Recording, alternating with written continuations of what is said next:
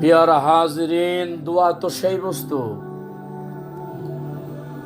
যাহা আল্লাহ রব্বুল আলমিনের বান্দাগণের অন্তরের গোপন বাসনা, অন্তরের গোপন কথা বান্দা তার রবের সাথে বলবে।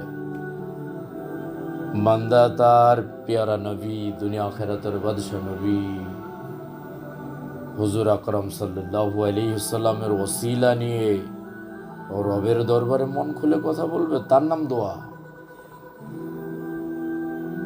বান্দার 40 বছর, 50 বছর, 60 বছরের বন্দিগি, নেক আমল, যে আমলিয়াতের ফয়সালা ইমানদার হবার পর নেক আমলগুলোকে আল্লাহ সুবহানাহু ওয়া তাআলার দরবারে পৌঁছানোর জন্য যে ওসিলার দরকার, ওসিলা বিহীন তার ঈমান এবং তার আমল আল্লাহ সুবহানাহু ওয়া তাআলার দরবারে বান্দার নিজস্ব কোনো শক্তি নেই পৌঁছানোর জন্য। এজন্য তার ফরিয়াদ মাওলা পাকের দরবারে। যে বিধান রব্বুল ইজ্জত আমাদেরকে শিখিয়েছেন, সেই বিধান অনুযায়ী সকল প্রকার দোয়া ততক্ষণ পর্যন্ত রবের দরবারে কবুল হবে না। ইন্না দুআউ মাওকুফুন বাইনাস সামাই ওয়াল আরদি হাত্তা নুসাল্লি আলান নবিকা। যতক্ষণ পর্যন্ত পেয়ারা নবীজির ওসিলা নিয়ে রবের দরবারে এই মানবের মনের অন্তর্নিহিত বাসনা, জানা অজানা সকল প্রকার মনের ভাব আকাঙ্ক্ষা রবের দরবারে বলবে, তার জীবনের সমগ্র ত্রুটি বিচ্যুতির জন্য গুনাহের ক্ষমা তিনি চাইবেন।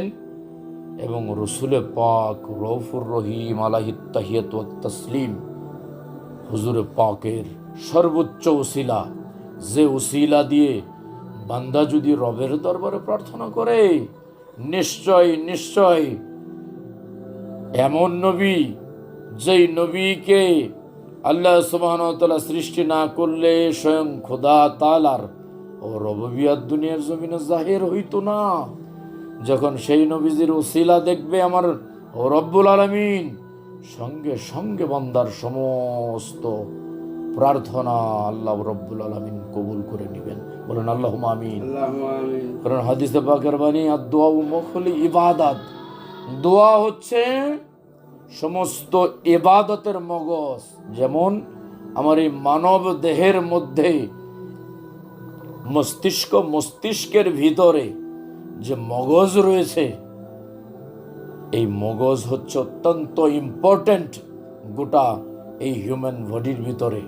অর্থাৎ মগজের গুরুত্ব অপরিসীম যেমন এই হিউম্যান বডির মধ্যে, তেমনি ইবাদতের মধ্যে দোয়া অত্যন্ত মূল্যবান বস্তু। এজন্যই দোয়াকে ইবাদতের মগজ বলে আখ্যায়িত করেছেন। অতএব কারণে দোয়া শুধু নামাজে নয়, দোয়া শুধু ইনফ্যাক্ট শুধুই কেবল নামাজে না।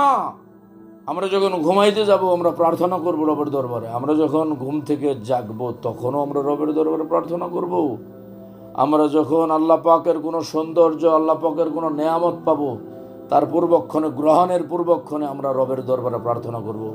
আল্লাহ রব্বুল আলমিন সকল অবস্থায় যেন আল্লাহ রব্বুল আলমিনের ভয়, তার সন্তুষ্টি, সেই সাথে নবী পাকের মহব্বত, পরিশুদ্ধ ঈমান এবং দুনিয়ার জমিনে নবুয়ত খাতেমার পর বেলায়েতের যারা উত্তরাধিকারী ও রসুল পাকের নায়েবগণ তথা ওলিয়াল আমরগণ যারা দুনিয়াতে আছেন, তাদের সেই সোহবত দুনিয়ার জমিন থেকে নিয়ে যেন আমাদের মুক্তির ফয়সালাটুকু নিশ্চিত করতে পারি। আল্লাহ পাক সবাইকে হেদায়েতের বুঝটুকু দান করুন। আল্লাহুম্মা আমিন বেওসিলাতি আশরাফুল আম্বিয়া ওয়াল মুরসালিন। আসসালামু আলাইকুম ওয়া রাহমাতুল্লাহ।